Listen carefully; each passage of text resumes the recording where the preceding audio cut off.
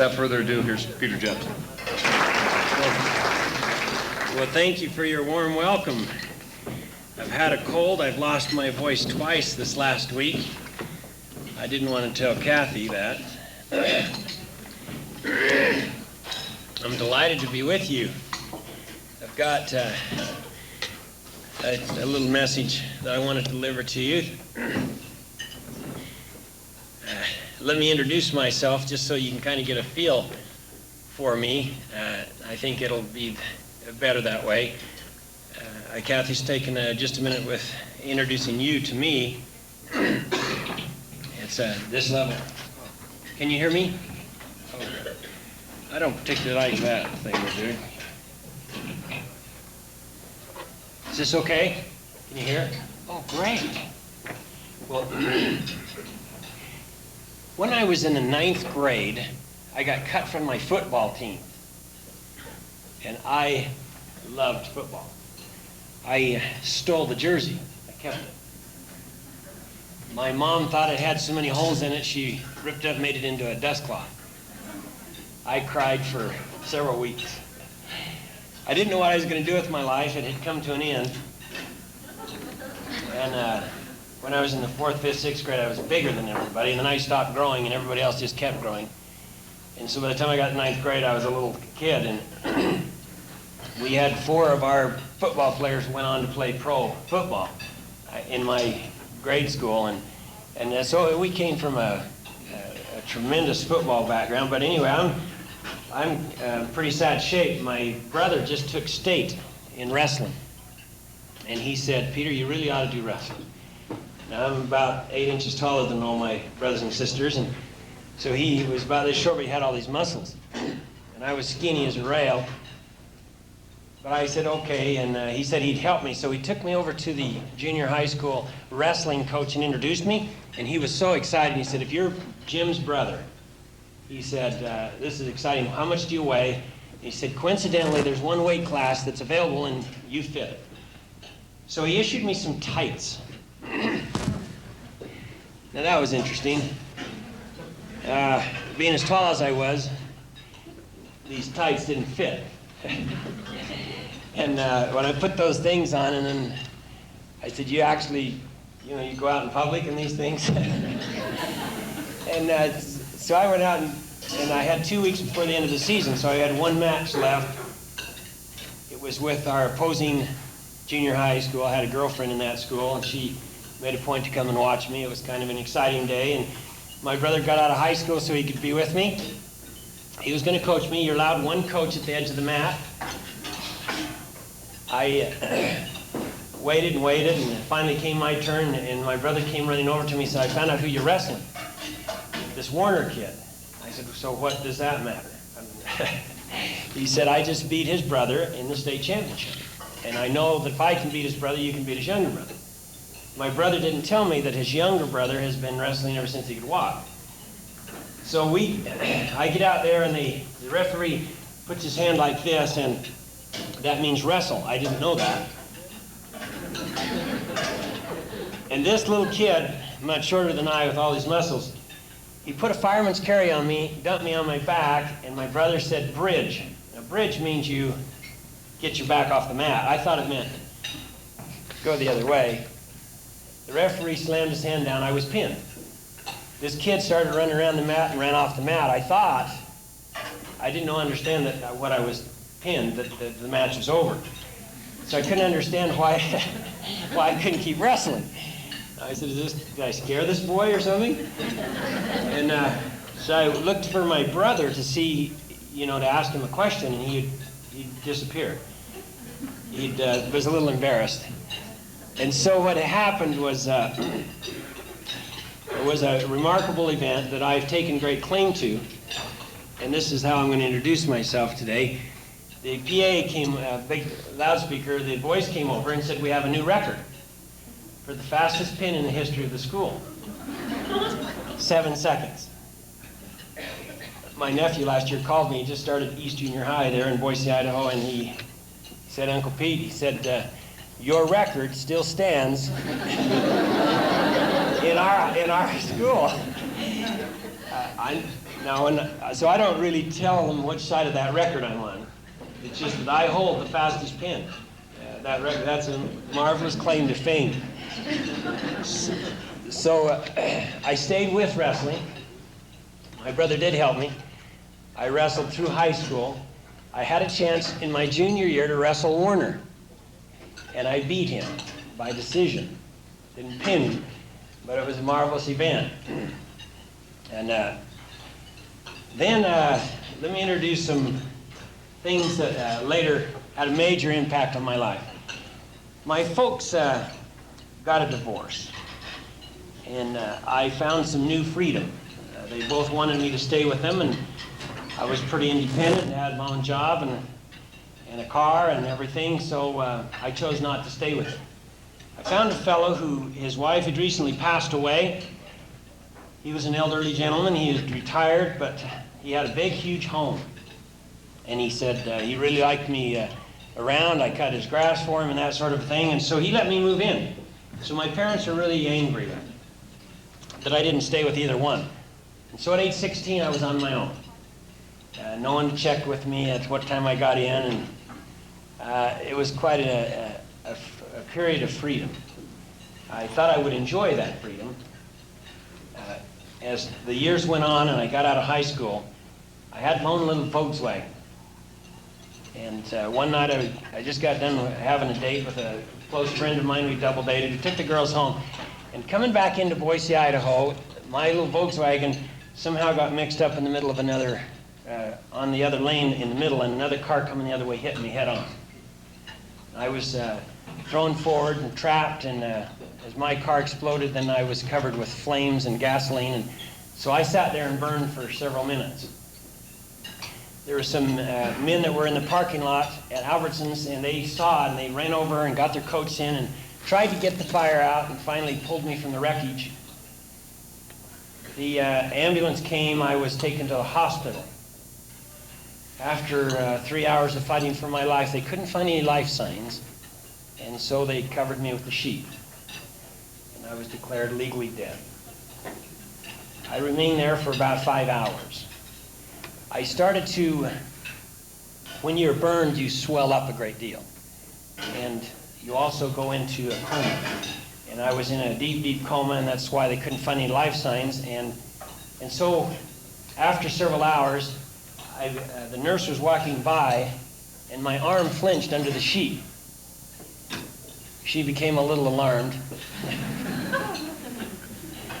And she rallied the troops, and then I spent the next 7 weeks in a critical condition, moment to moment, fighting for my life.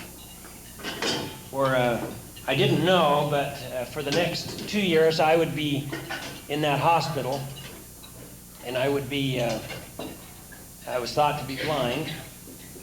In the accident, broke some ribs and broke my fingers and my jaw, and dislocated my arm and my leg and a few things, but one day I finally became coherent enough to where I could understand people talking to me. They had, I'd had a problem with severe burns everywhere, and they worried about things, so they took I think you all know what a tracheotomy is. So they put a tracheotomy here, and one day the doctors came in and they were all talking to each other, and I couldn't talk back because of this trach I had, and so I got my arm swinging in this sling, and finally one of the doctors came over, and I said, I want to talk to you, and I breathed through my trach rapidly, and finally he put his finger over, and I said, you know, tell me what has happened. And there he proceeded to tell me that of all the problems I'd had, and I had been burned 90% of my body. 50% of my skin was gone, and another 40% was first and second degree. But the big problem I had was my eyesight. And so I asked him, I said, well, what about my eyes? And my personal physician, Dr. Strauss, said, there's no reason, we think you're blind, and there's no chance that you'll ever see again. For 7 months, I didn't know I'd see again. They declared me legally blind, and so we went on. 7 months later, they operated and took the scar tissue off that had formed from the burns.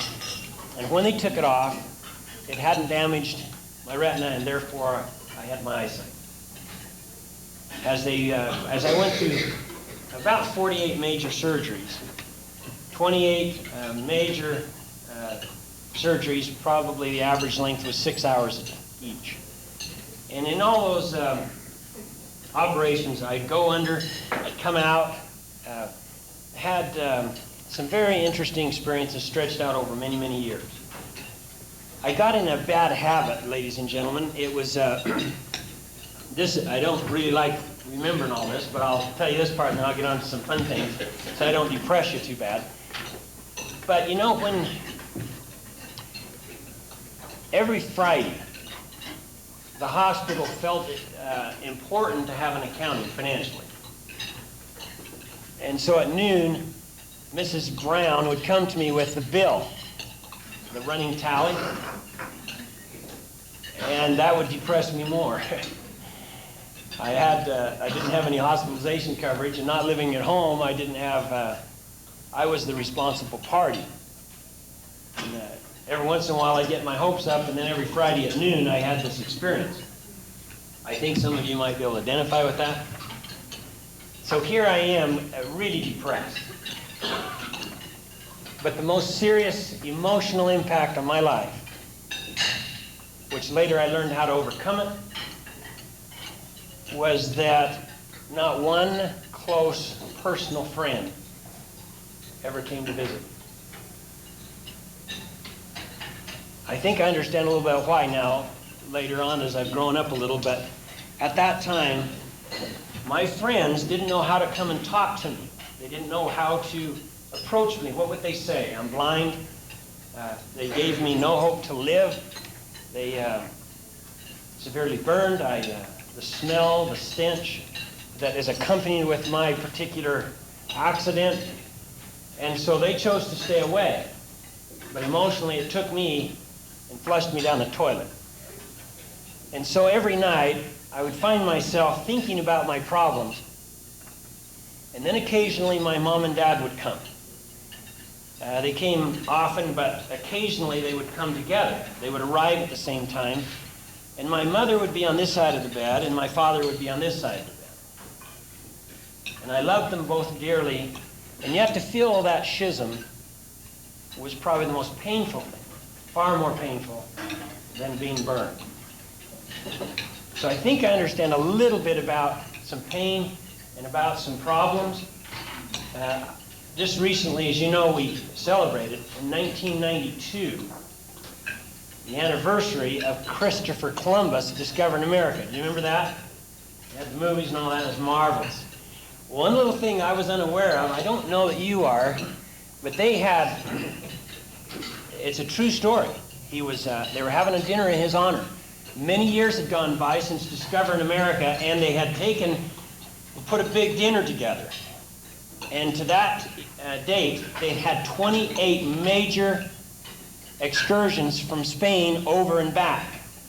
So everybody was well aware of the latitude and longitude and the length of time and how to prepare for the trip and the gold that the Indians had provided and so forth and so on. And so after 28 major voyages, it was common knowledge that the earth was round and they wouldn't fall off the edge. And so here Christopher Columbus is sitting at a table like we are right here, and this maitre d', this guy that was serving him, he kept chiding him. And they were paying great honor to Christopher Columbus, and as you, of course, we would. And he said to Christopher Columbus, he said, you know, he said, really, it's not that big of a deal. Really, Mr. Columbus, couldn't anybody have found the Americas? And Christopher Columbus said, bring me an egg. And he took the egg, and he held it up, and he said, who in this audience? And he was very bold. Christopher Columbus, by this time, you know, he was very confident, right? As he should have been. And he stood up and he said, anybody who can take this egg and stand it on its end? And everybody in the audience, few volunteered. They kept trying. They balanced it up here on the table, and And they failed. And finally they said, well, can you? And Christopher Columbus said, sure. And he took the egg and he placed it on the table and he just tapped it lightly, just to put a little dimple in the end. And the egg stood straight up. This Major D said, you see, he said, that's easy. Christopher Columbus said, once you know how, once someone has shown you the way, it's easy to follow. I thought, what a remarkable principle. Now, I had some real problems, and I needed to know to find the way, and I began to find out some most incredible discoveries about myself. And I think they apply to each of us in the entire world. First, Dr. Maltz, he's a plastic surgeon. I knew that I'd spend a great part of my life and several thousands of dollars getting repaired. I'd lost all my eyelids, I'm up and down. I lost my whole nose, my mouth was gone, this ear was missing, many other places too. But I'm sitting here thinking I'm going to see these plastic surgeons a great deal. And so when this book was presented to me, it's called Psycho-Cybernetics. Have any of you read it by Dr. Maltz? Can I just see by the show of hands? 1, 2, 3, 4, 5, 6, and 8. So maybe 1 out of every 20 or so. Most fantastic book. Changed my life. He said, what's a plastic surgeon having to do about psychology? Writing a book on psychology. And then he started to talk about the different stories and how a young person came to him, serious car accident, and mashed all of his skull. And it was just devastating. And here Dr. Maltz puts him back together and rebuilds inside, which back in the 50s and 60s, as you know, was a brand new technology. It was a new discovery every day of how far we can go. And so they took and he rebuilt this kid's face, and he got back so close to normal compared to what he was a beautiful job. And yet this young man's life emotionally went down the tubes, and he ended up taking his life. Dr. Maltz said there was another lady who came to him, and she said her nose wasn't right. He couldn't see any problem with her nose, none. And she kept badgering him and pestering him and saying, my life is in shambles until my nose is fixed. Would you fix my nose? He then went in and he put her under, he beat up her nose a little, made it black and blue, did not do one thing. This lady comes out from under the thing, the black and blueness goes away, and she thinks she's the most beautiful lady in the world, and her life goes on a dynamic success. And he said, I have discovered one thing. He passes it on to me in the way of a book. I'm blind, burned, broken up, and then this principle comes to me and it says that nothing is so. Nothing is so. Only that thinking makes it so. And so I began to think about that. Started thinking about how bad I was on the nurses. Started thinking about how I cried myself to sleep every night. Started thinking about a lot of things. Then the nurse came to me and said, your friend next door just passed away. He was a 16-year-old black boy. He'd been up camping, had a Coleman lantern, he put the wrong kind of gas in, exploded, burned him severely into the right arm. He wasn't even 1/10 burned as severe as I was. 6 months together, side by side in rooms together, and this young man passes away. I get angry because I don't believe I'm being told the truth. So when my doctors come in, I trap them and I say, I want an answer. Would you please tell me what's going on? How it is that Billy died and he's burned I'm burned so much worse. I said, why can't you tell me the truth? What's my real situation? I think you're lying to me. And then my doctor, he knelt down and just took my arm, the only place that I wasn't burned. He took his hand and just hurt me. He just squoze tightly and he said, Peter, you need to understand something. That young man did not need to die. And see, ladies and gentlemen, I didn't understand what that meant. I said, how is it that we can control whether we die or not? I don't understand that. I said to the doctor, what do you mean that he didn't need to die? He said he willed it so. He was angry at the world. He was angry at everything. He had no faith in God. He had nothing to live for.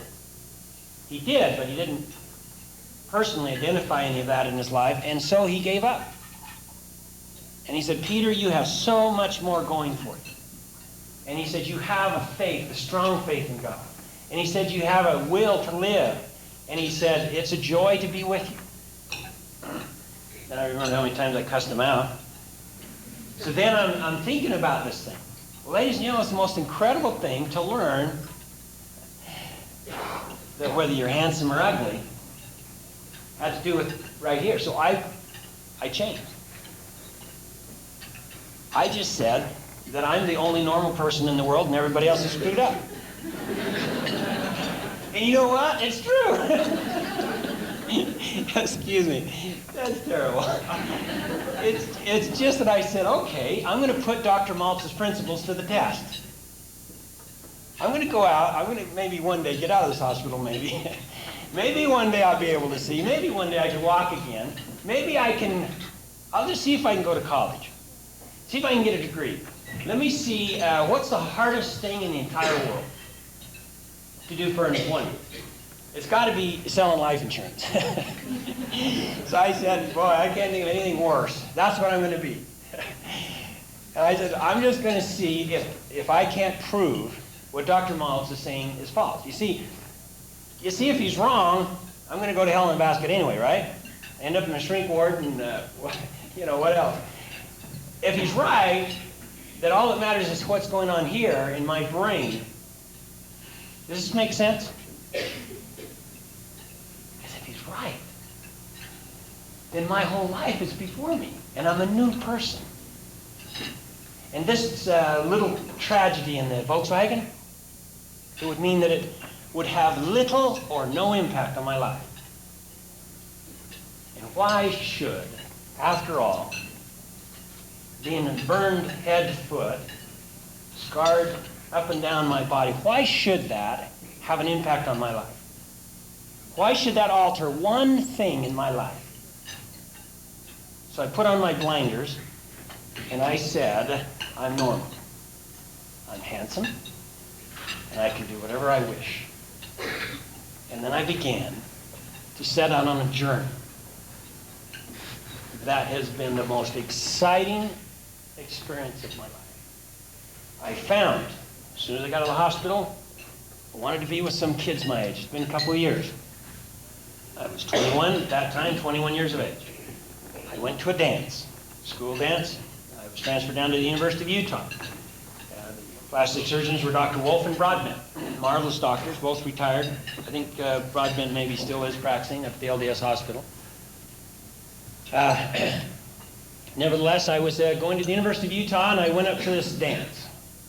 Hadn't been with some of the kids my age for a long time, and I didn't know what the current dance was, so I watched, and then I went in the bathroom and mimicked it, and until I kind of figured out how to do the bird or the frug or the flop or the twist or whatever. I don't know at that time what it was, the surfing deal, I guess. Anyway, so I figured that out a little bit, and I go out and I look around all these girls, and I pick one out, and she's a pretty good dancer, so I go up to invite her to dance, and she turns around to me and says, no. Her friend was right there. I said, well, might as well ask her. So would you like to dance? She said, I wouldn't dance with someone like you. Well, I went back to my old piece of real estate, and I thought about this thing. Now, I hadn't yet had my eyelids put on, but I wore dark glasses to hide the big gaping holes, and I admit I looked pretty tough. But I didn't want to marry him. I just wanted to, dance. And so I made a commitment so I wouldn't be a shrinking violet. I said, I'm going to ask one girl to dance the rest of the night. And at least I will have had the courage, and I will have shown that much gumption in myself, and I could be proud if I asked at least one girl to dance every dance. I did that. In the night, 2 girls danced with me. I still know who they are, and they've become dear friends over the years, and it's been fun I'll never forget that night. here I am normal, everybody else is screwed up, remember? Well, this is the first, the first crack at that test, which didn't seem to work. That was interesting. I was in and out of the hospital a lot, and they had to do my ears. And so rather than, so they grafted over those. But in order to do that and put on the eyelids, they had to leave me wrapped a lot. And so it was nice because I could, no one knew where I was at the University of Utah. I could walk around campus and not a problem. I mean, I was a mummy. I had my hands wrapped, everybody's looking at me, but they, I don't look bad because I'm all wrapped. And that went on for nearly a year and a half. I had a typing class with both hands wrapped. That was interesting. Got an A. Teacher felt sorry for me. That was nice. And I don't know how many of you know Dr. Royal Garf. Do any of you know him? He was retired in 1972, 20 years ago. Still, he's Ken Garf's brother. He's daughter married Marriott Jr., Bill Marriott Jr. He's Royal Garf taught salesmanship and speech at the University of Utah for many, many years. He wrote a book, You Too Can Learn to Speak. I wanted to know how to express myself, so I went to Dr. Garf's class in speech, 101. I go to him, I sign up, I'm in the class. They introduce you to debating, they introduce you to outlining your thoughts and expressing them, and that kind of stuff. So I'm sitting here, I'm reading this book, and I'm all wrapped up. We had to debate a thing. So you had to pair off with another student and then pick an issue that he put up on the board, and then our argument, you take pros and cons, and each person does that, and your grades aren't based on it, and the class votes. I've never told this story. It's just, in light of what we're talking about today, it's a perfect story. I'm last. Nobody wants to pick me. And finally we're down and all the students have their subjects and everybody has a partner except one kid. He was clearly irritated that he was paired with me. And they had several subjects on the board. And they've been crossed off as they were selected. And there was 3 left, and one of them had to do with the economics of a small car. This other kid said, I don't care. I said, well, why don't we do that economies of a car? He said, okay. I said, do you want to do pro or con? He said, I don't care. I said, well, okay, I'll take con, you take pro. He said, okay, not a problem. And so you had to outline your thing, submit them to the teacher, and well, by the end of the quarter, you have to actually make a presentation. So he gets up, and we were in the last, everybody else had gone before, and this kid gets up and talks about the mileage, miles per gallon, and the low repair costs, and how many miles you can go on a pair of tires, because the weight on the car is light, and that sort of thing. He does all that junk and finishes.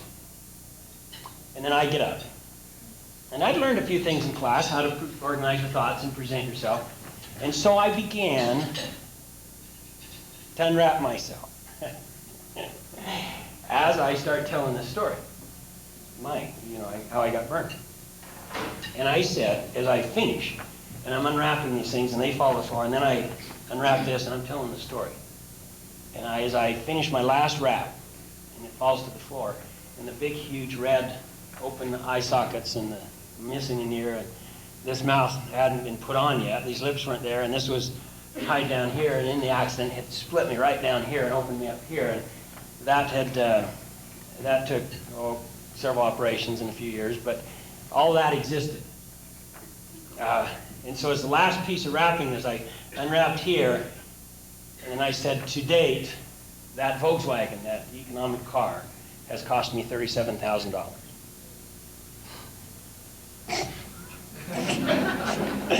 Dr. Garf, tears just running down his eyes. That kid over there, he took his cards, he was holding them like this, listening to this story. He was entranced with it. He just took his talk and went.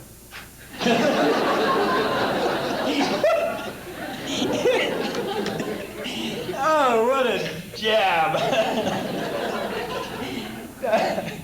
That talk was good for an A+ in every class Dr. Garf taught. I went on to, he had to take a sabbatical. He had under contract to teach some, I don't know, some courses across the nation. And so he was gone for the most of 1 quarter, and he got permission for me to be the sub-instructor, undergraduate student.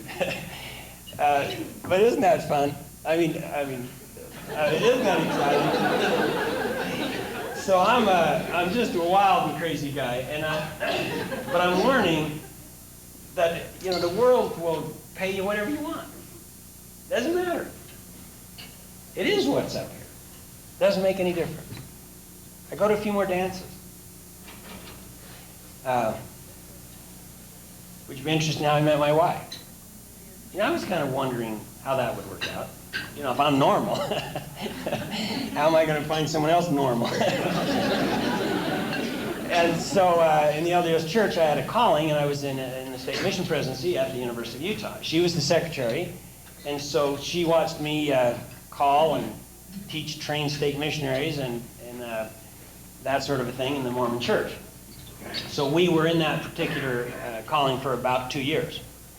And during that time, I met little boyfriends that were hustling her and that sort of thing, and really thought she was a wonderful girl. And she had been teaching school 6 years. Let me ask you, how old would a person be out of college, teaching school 6 years? How old would you say she'd have? 27? That's what I thought. One night, she was talking about this guy hustling her from Mountain Home Air Force Base. He was going to come home on weekends, and he'd been hustling her quite a while. And he was going to, in so much, she felt that he was going to offer a ring. And she didn't like him that much and didn't know how to say no. And I said, well, just tell him go to hell, I can tell him no. Let me tell him no. And so we were talking along, and I said, we were just talking about friends, anyway, I thought so much of her. I lined her up with a dear friend from Boise, Idaho. Now, my older brother's 4 years older, and he had a neat friend, Gary Montgomery. And so Gary was just getting out of law school here at the U. And I said, you need to go out with this guy. He's the neatest guy. She said, I don't know. She went out with him, and next week we were together sitting in the car, and she was taken off to a meeting, and I was going, and she said, please don't line me up anymore. I said, what's wrong with Gary? Straight A, career, just starting out his career and all this, and older, and she, well, he's really short. Oh yeah, I forgot that. she's tall, almost 6 feet, and he was about 5. Yeah, I forgot about that one. Another thing, he's so much older. I said, older? How old are you? And then she said, well, how old do you think I am? So I thought she was 29, 28. I said 27. And she just barely was turning 25. She graduated from Utah State with honors at age 18. She was teaching on her 19th birthday. I didn't know that. She was a bright girl. And so anyway, she told me all this, and all of a sudden my eyes, I looked over at her, and she was my age. I go, oh my God, I don't know why age was such a barrier to me, but it was. And then I saw her totally different. And I just thought the world of it. Dear friend, we'd become so close in friendship. And so she was starting to lay this guy, this Mountain Home guy on me, and boy, I didn't want I didn't want him to have the advantage. I said, well, we have a presidency meeting next Saturday night. And that was the night he was going to propose to me. And I said, yeah. Did President Ivory tell you? And he said, no, I don't know anything about it. I said, well, he did. And she said, well, I'll call him. So she went into her apartment. I took off, threw a dime in the phone, and called President Ivory, and I said, President, I don't have time to explain, but we have a president meeting at your home next Saturday night, okay, at 8 o'clock? And he said, okay. I hung up, no signal, I hung up. Marge called him and said, do we have a president meeting next week? He said, yeah, we do. And she said, I didn't know about it. And he said, I didn't either. Anyway, so I got that one taken care of. Next week we met, there was nothing on the agenda. We just covered a few perfunctory things that we normally do on a Sunday morning. And there was nowhere to go. And I said, well, why don't we go on a date? She said, I don't want to date you. She said, I don't want to ruin a good friendship. I said, let's go to a show or something. And she said, oh, I don't know. She said, I said, look, let's just go down and have a malt. And so we go down, and anyway, so we had a date. I called it a date. And then I started to take her out. And the next week, we planned to go out to Twill. That's where she's from. And her brothers, they raised cattle, and they're quite the cowboys. And I didn't know that she grew up shooting a .22. And they go out there and shoot cans, and once in a while jackrabbits and that sort of thing. And so when I was in and out of the hospital so much, and I got bored, I wanted to do something by myself and in privacy. So I had a .22 pistol. It's got a longer barrel, and it's Magnum, and it's a target practice shooting pistol. And so I've gone through a few cases of .22 shells out in the desert, out of Boise and up and around out here by Twila, Vernon, and so forth. It's just a peaceful time by myself. And so I'm pretty good. I take it and put it in the saddlebag, so Marge and I, we go for a ride. And we're up there on top of the mountain overlooking Kennecott copper mines, and I want to show off. Okay? I want to show her that I know something. She said, well, do you have a gun? We didn't bring a gun. I said, well, I did. I brought my pistol. She said, oh, okay. Well, I go out and I set up these cans. And she said, who goes first? I wanted to show off. I said, you go ahead. All six. I said, let me set them up again. And so I did that, all six shot down. I said, one more time. She hit all six. I said, well, it's my turn now. And I got 3. She said, you want me to set them up? I said, no, that's okay. And it was the most incredible experience to see this young lady that I've had a near, dear friendship with, and that is just a sharp gal. So anyway, we fell in love, and later I proposed to her, and we get married. And I can tell you, truthfully, that except the first time she met me, she never has noticed my scars. Never once. That's the kind of person she is. She takes everybody for exactly what they are on the inside. Isn't that an incredible thing? So I fell in love and got married in a very normal fashion. So way back in the day when I put my blindfolds on and I said, Dr. Moss is up here, what do you think this wonderful young lady, Marge, my wife, what do you think,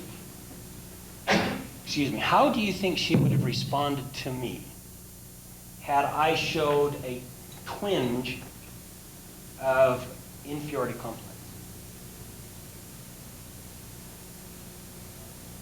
What do you think she would have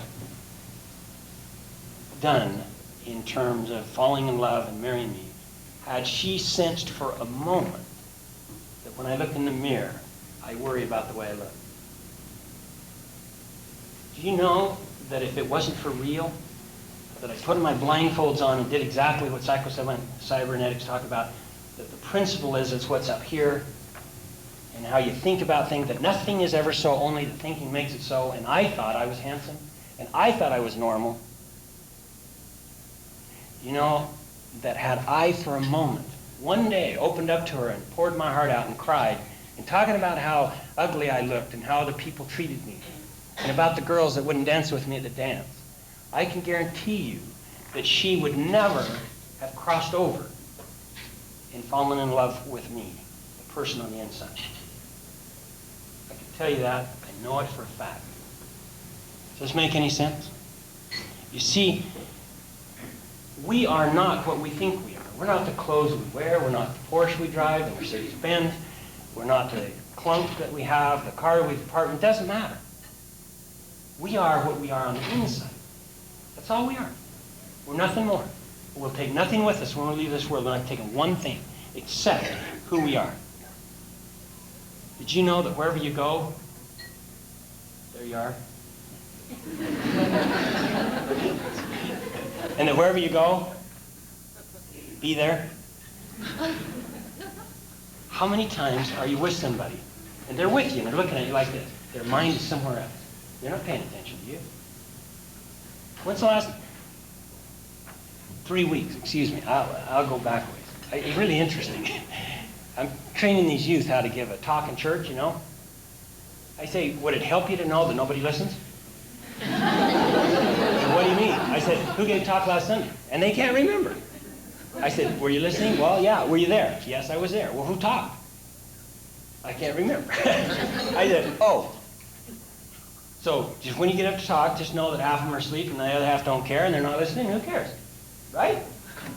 They say, oh, that takes a little pressure off. People have a tendency. We're so wrapped up in ourselves. We're so wrapped up in our problems that we don't get outside of ourselves. Why is it when I'm having something bad happen to me that I say to the world, and I look around and say, how come no one can see me? The pain I'm going through. How come they can't understand? But when things are going good, how come it is that we can't understand what's going on in their life? We don't have the time. We don't take the time to reach out and see and really understand what's going on in that person's life. We get so wrapped up. I had a young lady come to me every day in the hospital and read to me. I was blind. I didn't know I'd see again. She felt sorry for me. She wanted to perform a service. We grew up together. She was a straight-A student. I hated her. She was I guess, I don't know about a queen type. She was a beautiful lady. But, I mean, ever since I was 2 years old, we lived next to each other. Forever. Went through everything. School, church, everything. And here we graduated, and I got in this accident, and I'm blind, and I'm in the hospital. She comes every night and reads to me. Never misses. Now, nobody came. None of my friends. And so for her to show up was really neat. And so I prepared for it. Now, usually at 8 o'clock in the morning, they change your sheets and roll you over and do it. I didn't have a lot of places to wash, but, you know, they washed my elbows once in a while, but where there was a little bit of skin. But I had them do it at 1, and it took about 3 hours to redo my bandages and do whatever they're going to do. And so about 3:30, they'd finish, and she'd show up and read to me for about 20 minutes. Her dad would get off work at the federal building and come over and honk, and she'd run out. Every day, she read to me. You know, I felt so bad because had she been burned and I not, I know for a fact that I was so self-centered about my job, about my car, and my money for college and so forth. I would never have gone down to the hospital, never once. I would have thought about her. I would have asked her parents, how's she doing? I would never once have gone down to see her. And yet here every day she was with me. I couldn't let her do that without somehow figuring out a way to pay her back. And so that single event, ladies and gentlemen, changed my life. Dr. Maltz's book, that was big time. The other thing is this young lady. So finally one day, after 6 months, I made a conclusion. I said, this will pay her back. And I felt so excited about it. I wasn't going to tell her, but when I got out of the hospital, I was going to take one person somewhere. And I was going to spend some time with them. And I was going to make a contribution to their lives, just like this young lady was to mine. And that's how I was going to pay her back. When I got out of the hospital, got transferred to Salt Lake and at the LDS hospital, I began this adventure that I'm telling you about. I started looking for a person who needed my help that I could assist. Teach somebody how to read Braille, how to so forth and so on. It was just fascinating that when I looked in the mirror, I didn't see my scars and I didn't focus on myself because I was so committed to find someone else that I focused on them. And I got outside of myself, and so to really tell you the truthful part of this, I have never looked in the mirror, saw my scars, and cried. Never once. I wish time permitted, I could tell you hundreds of stories. I'm going to tell you 2. I have this, I'm down in Phoenix, Arizona. Stay overnight. Plane wasn't on time, and I got bumped. So I went over to a Mormon church thing so I could just be with them and have church at least. And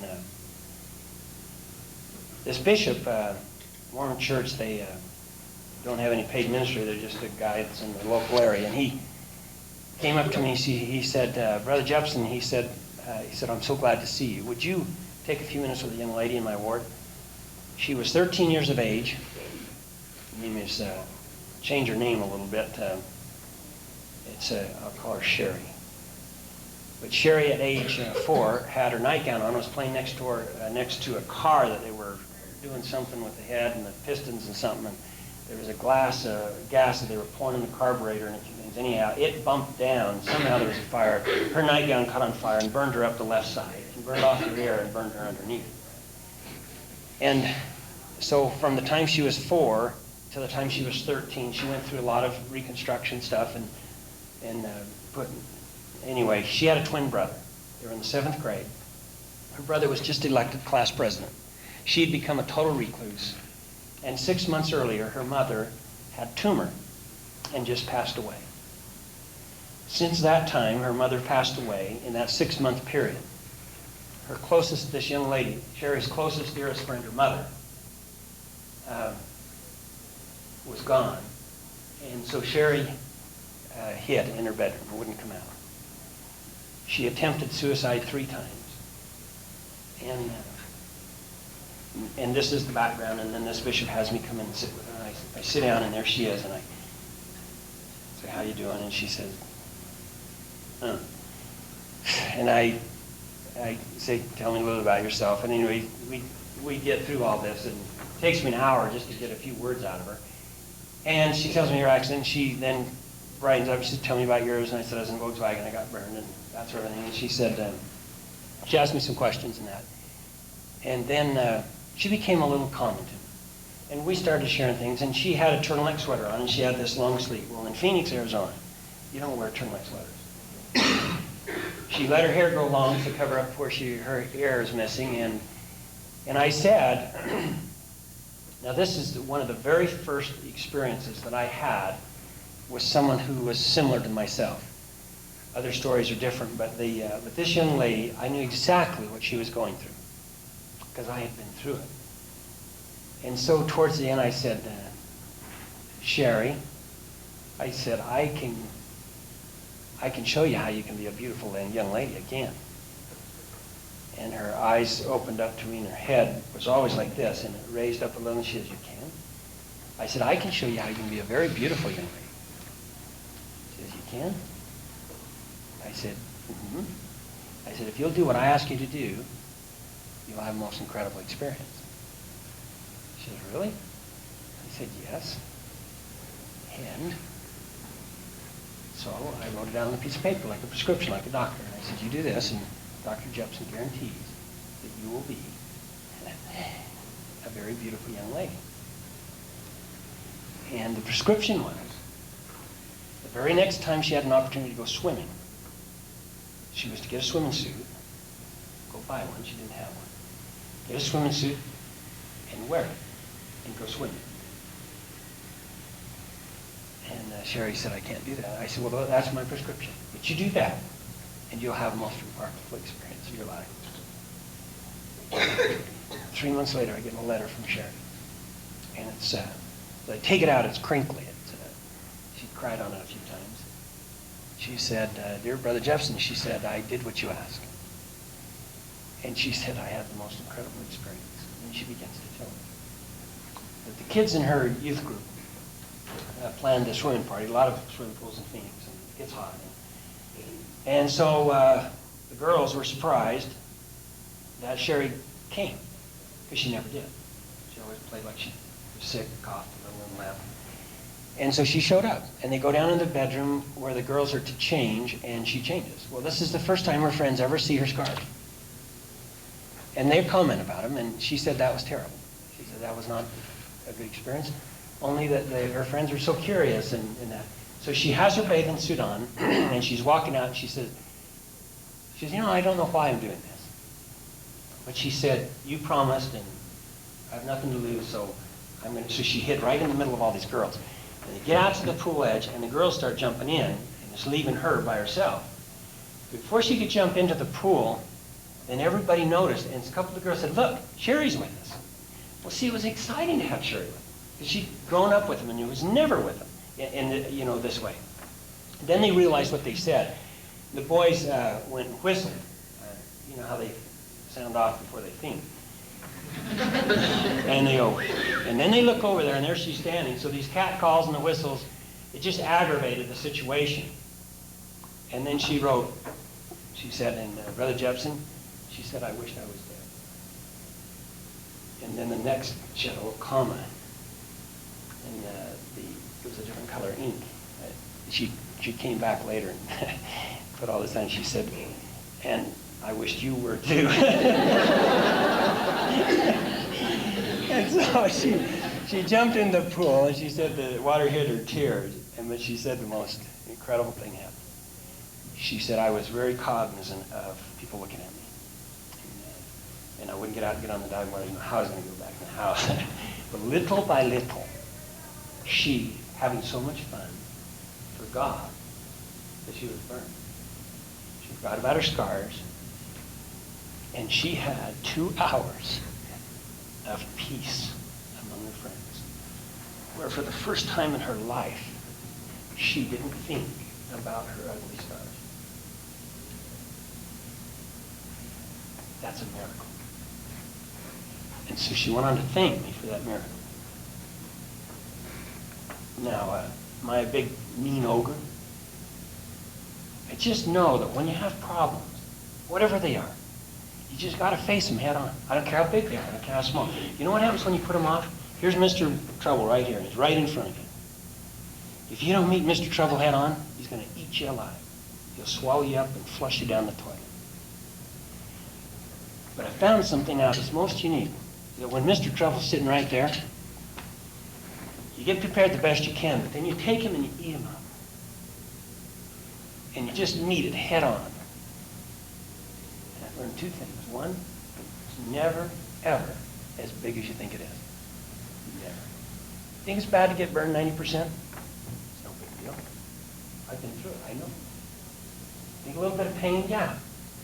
More pain to have my dad and mom sitting on each side of the bed. That's pain. There's all kinds of things. Not predicting it, but it comes down to you. You're the one who has to decide whether you'll do it or toss it aside. You're the one who has to strive to go far. I wished I could tell you how I feel. I just struggle with the way I try to express myself. But you see, let me tell you one last story. I had my aunt call me from Logan. She had a family that she knew very well, and her daughter had just graduated from high school and had a role. Not double dating, the teen Catholic.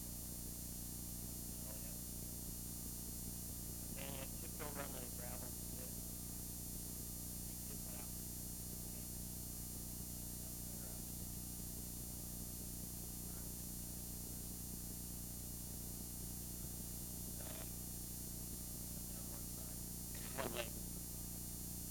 anyway, she'd gone through a number of operations and skin grafts, and it's been about a year.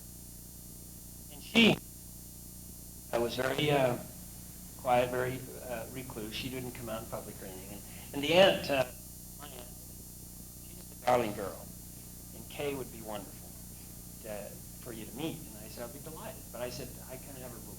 I don't call them, they call me. So if you can get her to call me, I'd be delighted to be with her and that sort of thing. So several weeks went by. Didn't think I would hear from her.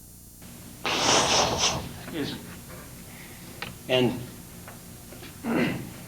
then this meek voice comes on the phone. Is it Jepsin? I said, yes. She said, this is Kay. I said, oh. She said, would it be okay if I met with you? I said, sure, when? So we set a time. My office at that time was on the first floor above Crossroads Mall. So well,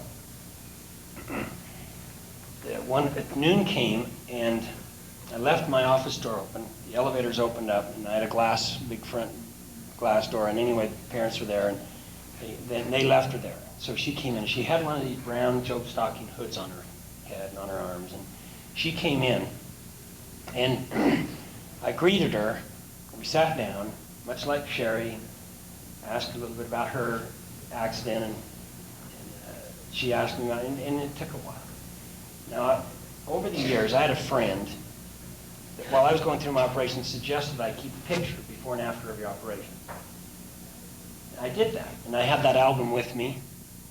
It was, I don't look at that, I haven't looked at that album for years, but back then it was really neat because I could see what they did, and I could see the improvement, I could see the changes. And it gave me great encouragement. So I'm glad I did that. But anyway, I had that album with me, and we were just talking along, And she said, gee, I wished I knew what was going to happen. These doctors are kind of obnoxious, and they don't tell me much, and they don't communicate, and all this stuff. And I said, well, I understand. They're wonderful, but I think their personality got left somewhere in school. They can't be too positive. I understand that because they're dealing with us and our emotions, but nevertheless, they at least communicate a little. Anyway, she and I expressed those similarities, and I said, well, let me show you what they did for me. They've got these new techniques, and I've just been at the Washington, D.C. hospital, and this synthetic skin that they've developed is marvelous. And now if someone's burned so severe as I had been, that there isn't enough skin to graft, you can actually take it off of someone that has just passed away. Their skin lives for about 10 days. And so you take that off and put it on, and it'll last about 6 months. And then it'll flake off kind of like a snake sheds its skin. Then the donor skin, it comes off. But it has protected you from infection for a while. But anyway, that's one way. And then they had synthetic skin that was, an invention. It was not real skin, but it layered on, and that did the same thing. Anyway, so I was telling her about this stuff. And she was interested. I handed her my album sheet, opened up, and there was my first picture. She looked at that, looked at me, and she said, is this you? And I said, that's me. And she said, I can't believe it. I said, well, I can't either. And she said, man, that's neat. So she now began a journey of watching myself change, and now she could see some hope. And so the hope was, she was really excited. She's going through this, and it captivated her. And she's asked me all kinds of questions. And then she got to this one part where I had lost this nose, and the keloid formation, the thick skin, had grown up heavy around here. It made me kind of like a turkey. All the skin hung down, and anyway, so she watched all that and those changes, and then she said, "Do you have a mirror?" And I said, "Well, my secretary does." And so she goes out and she said, "Now don't come. I don't want you to see me." So she goes out and gets at my secretary's desk, and she's going through the album. So she takes her hood off, and she's looking at herself and looking at my pictures, and then she said, "This is fascinating." She said, "Now what about this?" And I said, "Well, that was the new Z stitch that they had developed. And they did this on my nose right here, and how they could internally do it and attach it on and not show the scars on the outside." Anyway, she was fascinated. She got so entranced that she walked back into my office. So she had the mirror in one hand, and she had the album in the other. And she had her hood in her purse, and she was coming into my office, and she was like this. And I could see that she was not yet aware that her hood was off. And see, when I was talking to her at first, I said, "Do you ever take your hood off?" She says, "No." I said, "What about at night?" She says, "Well, no." I said, "Well, you know how hot those things get? God, they itch like crazy."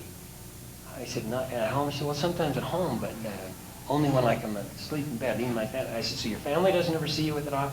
She says, "My mom does once in a while, and she washes my hair, but other than that, no." Oh, boy. And so I had an idea what she was going through, but quickly now, let me finish. So she comes in, she sits down.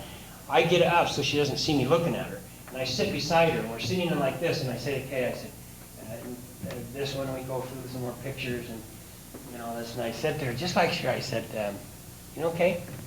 I said, if she was a great tennis star. I said, "If I could get Chrissy Everett to come and be your coach, would you like that?" She says, "Oh yeah, dream on." I said, "If I could, what would your tennis game be like?" She said, "Well, it'd be great." I said, "Well, I'll be your coach." She says, "What do you mean?"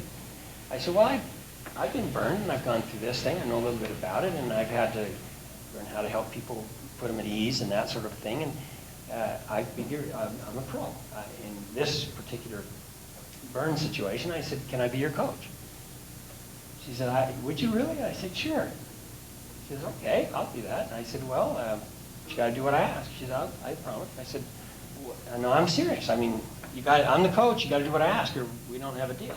She says, "Okay, I'll do that." And I said, "Okay, prove it." She said, "What do you mean?" I went over and got this nice stationery and had her sign, and she wrote down. I said, "Repeat after me, write it down." And so she did that, and I said, "Okay, let's see." No, and I went and got my Bible and put over. I had her raise her right hand, put her hand on the Bible, and I said, "Repeat after me. I, Kaya Drava, promise to do everything Coach Jepsin asked, blah, blah, blah." I said, "I don't know one more, and get another piece of paper. This was a really official certificate, and I notarized it. And I said, I don't know. And she says, look, I've done everything you've asked, and she was really put about. I planned it this way, as you'll see in a second. And I said, one more thing. She says, no. She said, I've committed, and that's the way it is. And so I said, okay, well, let's get started. I said, I don't want you to ever put your hood back on. She looked down and saw her hood, the mirror and the album, and then she realized what had happened. And she slumped down in the chair and she said, I can't do that. Parents came to the front door and knocked. Pick her up. She had a decision to make. And I said, if you want me to be your coach, you've got to leave your hood on. Now, you know what the mall's like at Crossroads. And I'm on the floor, number 4. Her parents, to cheer her up, wanted to buy her a dress. They picked it out. They were going to take her down and show her the dress that very moment. And Kay knew that, as well as what was going to happen. And so she had the hood, and she stuck it in her purse. And she, just crying, she goes out, and there's her parents. Her parents never saw her without her hood. And they're going down right in the middle of the mall. So Kay bought off. As we all know we need to. Dr. Maltz did it to me. A young lady in my Sunday school class, though I grew up with, she did it to me. And so here's Kay. She understands we've got to meet this thing. And so she left her hood in her purse. She goes down into the mall. We had an arrangement that every Saturday at noon she used to call me. And the next Saturday came this meek voice. I knew it was Kay. I said, how's it going? She says, terrible. I said, have you left your hood off? She said, yes. And I said, are you okay? And she said, I don't know. I said, will you leave your hood off? And she said, maybe. Another week goes by. Left her hood off. Doesn't matter. Another week. 6 weeks later, just before Christmas, she called. She said, she was a little bit more peppy. And I said, how's it going? She said, pretty neat. My friends took me out to the movie last night. I said, oh, swell. How'd it go? And she said, well, kind of good, kind of bad. I said, what does that mean? She said, well, my friends are really super, but people gawk at me. And we were going down the sidewalk, and this family goes by with these 2 boys, about 8 and 9 years old, and they pass, and they've learned that people gawk. And they always wait 6 seconds after they pass you before they get their curiosity up, and then they stare at you. And so the girls, some of them being a part of a drill team, felt like they would embarrass people, and so they worked out a system.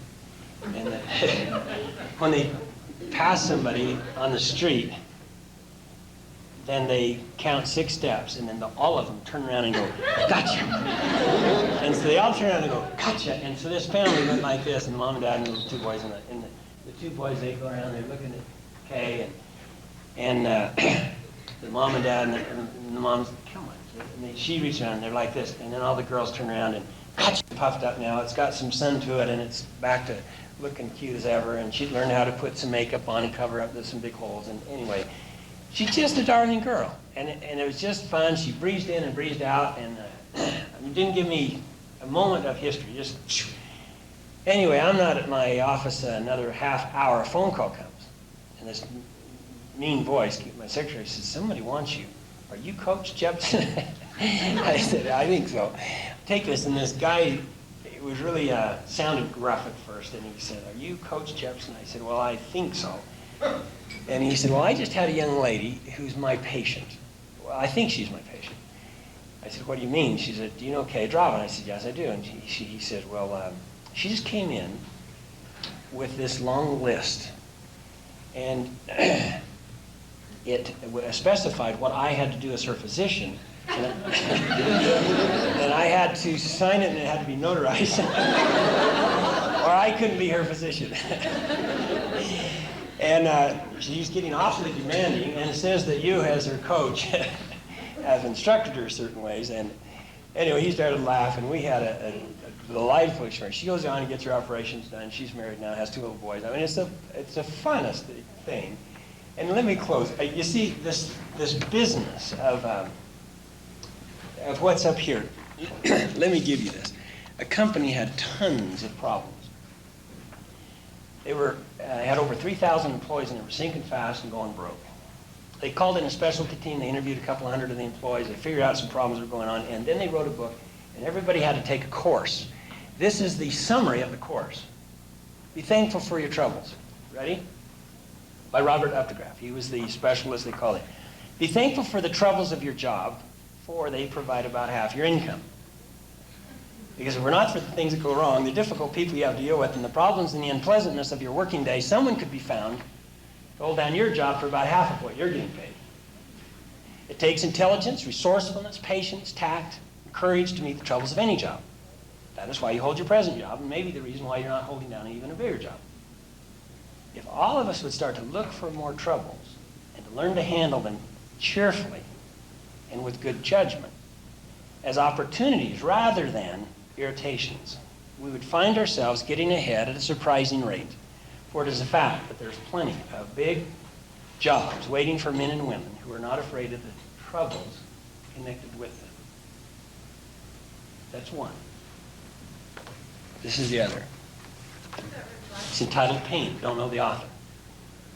About what we learn from what we experience. Pain stayed with me so long, I said to him today, I will not have you with me anymore. I stamped my foot and said, be on your way. And paused there, startled at the look he wore, referring to pain. And paused there, startled at the look he wore. I who have been your friend, he said to me, I who have been your teacher, all you know of understanding, love, and sympathy and patience, I have taught you. Shall I go? He spoke the truth, a strange and welcome guest. I watched him leave and knew that he was wise.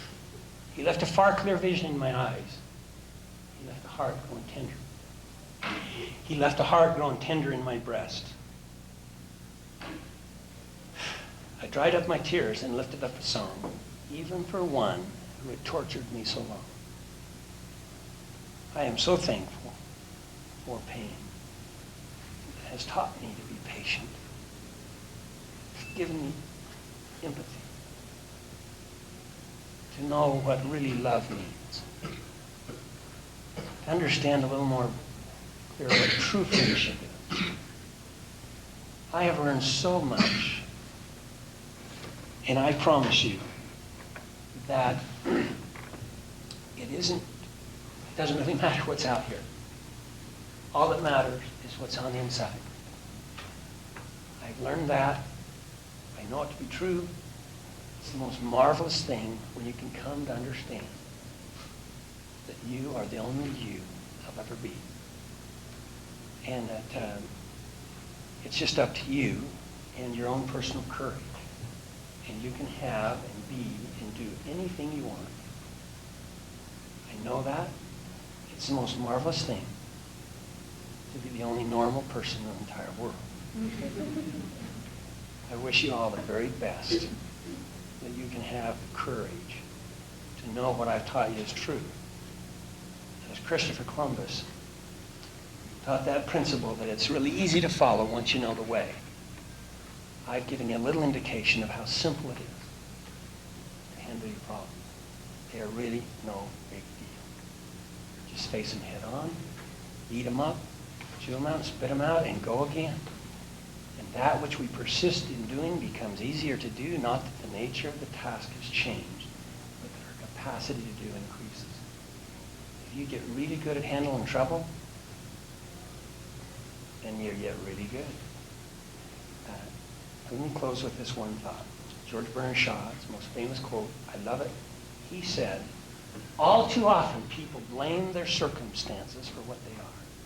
So the people who get up in life, the people who get ahead in life, are the people who get up and look for the circumstances they want, and when they can't find them, they make them. All too often, people do blame their circumstances for what they are.